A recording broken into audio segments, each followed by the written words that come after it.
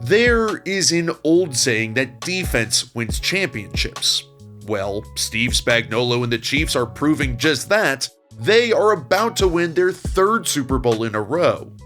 Every time Patrick Mahomes is making an unbelievable, improbable game-winning play, there are just as many end-of-the-game moments Spags is coming up with a crazy blitz to fool the opposing offense and win the game. The Bills' AFC Championship was no different, where on the very last play, on 4th and 5, he called a diabolical blitz, which gave the Bills who had hope, none. On this final play, the Chiefs got not one, but two free runners on Josh Allen, and the Bills' entire season vanished right in front of their eyes. What happened and how did Spags set this up? Go Long's Tyler Dunn talked to Bills offensive lineman O'Cyrus Torrence after the game, who said, "They set it up. It was like they were waiting to get in that situation all game to bring out that one pressure." Here on the game's first drive on 3rd and 6, watch how the Chiefs have George Karlaftis here, Charles Omenihu here, Nick Bolton to the right of the center. Bolton is the key guy in all of this. He's always hanging around the line of scrimmage. He rushed 114 times on the year, 9th most out of all linebackers, so the Bills have to be worried about his presence. Fast forward to the final drive 2 plays before the game clincher, where the Chiefs are slowly feeling out if the Bills are going to keep sliding to Bolton. You can tell where an offensive line wants to protect based on where the center slides. Here they're sliding towards Nick Bolton because they're worried he's coming. So then on our final play, you can see again it's Karlaftis, Omenihu, Bolton here, and again they slide towards Bolton, with once again man blocking outside. But the Chiefs don't just get one, 2 free runners at Josh Allen, and the play is essentially dead. We can see how they got the first guy, but the second, discovering that'll require diving deeper into the philosophy of this defense and Spags. But before we take it to the next level to determine what that philosophy is, I want to thank this season's sponsor, PrizePicks. PrizePicks is a daily fantasy sports site where you can pick a player every day. They have any sport you can think of, almost any stat you can think of. If you want to make sports even more fun and win money doing it, PrizePicks is the move. To play, you choose 2 to 6 players and select whether they go more or less than their projection. PrizePicks is giving us a free pick with Mahomes, just needing one singular yard to hit, and I'll take more than 51.5 for Devontae Smith, because I think the Chiefs take away AJ Brown and Saquon, and it opens up Devontae. PrizePicks is also doing Flex Friday. Every Friday is a protected play, and there's also Taco Tuesday, where they discount player projections. PrizePicks has the fastest withdrawals of any daily fantasy app. Open up the app, bing bang boom, and they're also doing a deal where if you pop in my promo code Rollins, you put in just $5, they will give you $50 for free. That's promo code Rollins. We saw how the Chiefs get the first free runner, forcing the opposing team over the course of the game to slide one way, then they send him to the other. But what about the second free runner? That comes down to philosophy. To zoom out a bit, Spags plays the second most 2 high safety coverages of any team in the league. 2 high safeties, as opposed to 1 high safety, allows you to play a more diverse array of coverages. You can play cover 2 zone with 2 deep, cover 4, 4 deep, and still also roll down for 1 high coverages like cover 1 man and cover 3 zone. Not only does 2 deep safeties allow you to disguise a lot of coverages, but it also allows you to disguise a lot of blitzes. One of the reasons the Chiefs blitz their cornerbacks the most out of any team in the league is because they can roll down deep safeties to easily account for the uncovered receivers.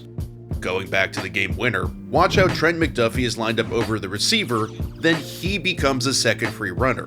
Spags is known for blitzing his cornerbacks when the receivers are in condensed formations with what's called a nasty split, 5 yards off the right tackle, because he can easily bring one of his 2 high safeties down to account for the receiver. If it was just 1 high, you'd be risking having no safeties deep at all. Again, going back 2 plays, you can see how the Bills were in a condensed formation with the same nasty split, yet to lull the Bills O-line to sleep, Spags doesn't bring the cornerback to give Josh Allen and the offensive line that false sense of security. So when it matters most, the Chiefs put Bolton to the right like they had been all game, brought Justin Reed down too, so even if the Bills had blocked Reed with the right guard, McDuffie is still coming free since they're overloading this one side. You might be thinking, well, why doesn't everybody just play 2 high safeties if it gives you so much more versatility in the passing game? Well, it's cause of in the running game, you are at a major disadvantage. By removing a safety from the box, you now have even numbers, meaning if each blocker connects, there's nobody to hit the ball carrier, and also, you don't have enough guys for each gap, like you do when it's one high. So Spags has to get more creative, and he's able to make the Chiefs' run D good. They aren't able to play one gap, since they're what's called out-gapped, so they have to play a less aggressive style of defense, where their defensive linemen hit the center of the O-lineman's chest, instead of trying to shoot past him. This means they have to play team defense, where watch out Tershawn Wharton is eating this double team, which allows Nick Bolton to roam free. Wharton knows O-linemen are trying to climb to the second level out of double teams, so instead of letting Spencer Brown beat up his linebacker, he sacrifices his stats, glory, whatever, for the good of the team, so Bolton can make a play. They're also very multiple in their fronts, where at times they'll use 50 fronts, meaning 5 guys on the line of scrimmage, leaving just Nick Bolton in their nickel corner on the second level. Just 2 guys on the second level can be risky, you're weaker against the pass, but they're able to overload the Texans' zone blocking scheme, and it works.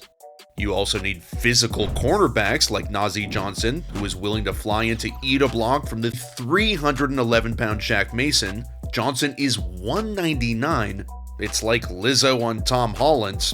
This is champion-level buy-in from the entire unit. So when you're able to stop the run in too high, your coverages, your ability to disguise, your blitzes, everything opens up when you can drop that second safety deep.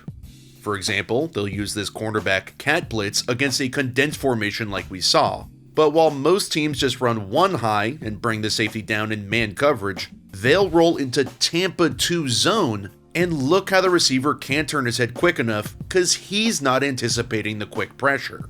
Spags can also use this double both receivers concept, which is risky, because really you don't have any safety help for any of the other receivers, so he really just likes to use it for teams with 2 receivers on the field, because nobody else is going to hurt him deep. He can also use these 2 high coverages to muddy up the quarterback's pre- and post-snap read. Quarterbacks decide right before the snap what they're going to do post-snap, then the good ones can adjust based on what the defense does. Well, Spags is really good at messing with that pre-snap to post-snap picture.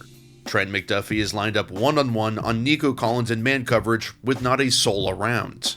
Stroud knows this is a good matchup, his star on any cornerback with this much room is a win, but Spags flies Justin Reid over the top to help McDuffie, who, because of the help, can play really tight coverage and wins. Think about this coverage if you're the cornerback. If it's just one-on-one, you can't be too aggressive. If you miss with your press, you could get burned, so you gotta back off a bit, which opens up the outside. You're also screwed if you get beat inside, but because Reid is flying over the top, McDuffie can play aggressive, and Stroud targets the out route and can't connect. These doubles can come from anywhere. You can start with what looks like one-on-one man with the safety showing blitz, then it turns into the worst matchup on the entire field because of the double. Or you can use the Bill Belichick principle, where you take your best cornerback in Trent McDuffie, but don't put him on the Texans' best receiver. McDuffie goes on the second best, then you double the first, and look how McDuffie plays. He's a superstar tracking the receiver across the entire field. The last thing I want to highlight is the overall aggressive nature of this defense. They play press coverage the most in the NFL, they're gonna blitz you at just the right time, and this gets pretty specific, but they green dog blitz more than anybody, which is a microcosm of their entire aggressive philosophy.